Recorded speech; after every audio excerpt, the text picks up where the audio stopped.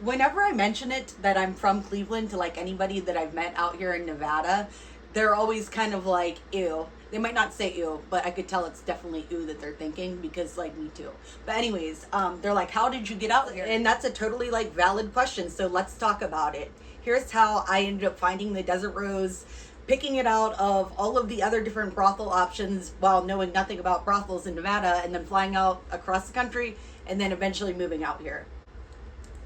So I was made aware of the fact that, the Nevada brothels like existed like way back when from like HBO's Cat House or whatever. And honestly, like I always kind of kept the idea of working at the Bunny Ranch in the back of my mind. Because honestly, I really knew that I was going to be a whore when I grew up, even as a teenager. And I know that sounds awful, but if you know, you know. So maybe it was a self-fulfilling prophecy, or maybe I just was right and I knew, but I did grow up to be a whore. And I started dancing at 18 and then branched out into like independent escorting. And I was doing really good with it for a while. But like after I came back from my 3-week break that I took to get my boob job, like something like shifted and it got really, really weird. I'm still like not entirely sure of what exactly shifted, but it's like customers just went shitty and there was like no inquiries coming in, and I'm like, it was like so dead that I'm like, I need to try to consider something else. And so I revisited my brothel idea from way back when. I decided that I was going to, try out the whole Nevada brothel route for sure. I just invested like, a couple weeks into really, really doing a lot of research and just obsessively online stalking like all of the Nevada brothels. And I picked 3 main contenders of where I wanted to work. And obviously one of them was a Desert Rose. I filled out my applications like in the middle of the night, and I woke up the next morning and I already had all 3 places get back to me, like asking me to interview.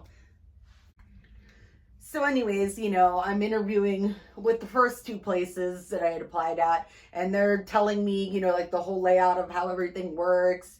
And it kind of honestly just really sounded a lot, way too similar to, like, the higher end strip clubs. And I'm like, I don't want to fly across the country and come out and pretty much, be stuck somewhere, that would just be like, it sounded like pretty like just too much for me. And so it's like kind of second guessing, the whole brothel idea. But I had set up all 3 interviews within like the same 2-hour time span. And and my last one was the Desert Rose. And when I got on the phone with the owner, he he immediately put me at ease, and everything sounded like very fair.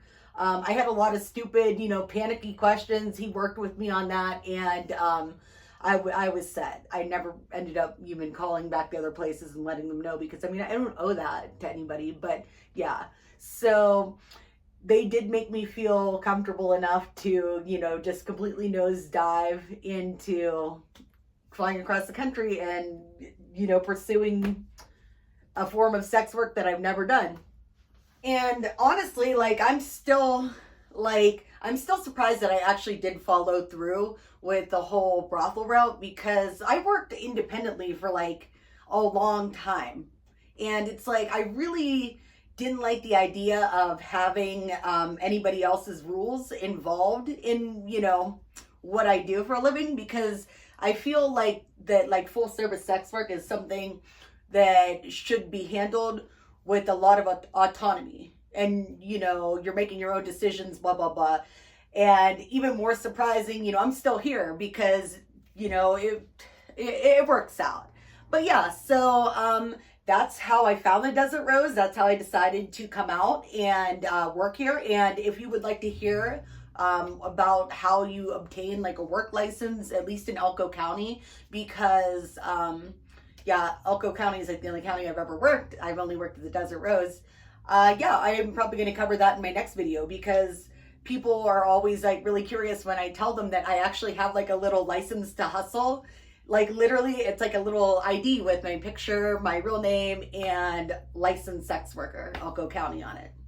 So yeah, that's what's coming next.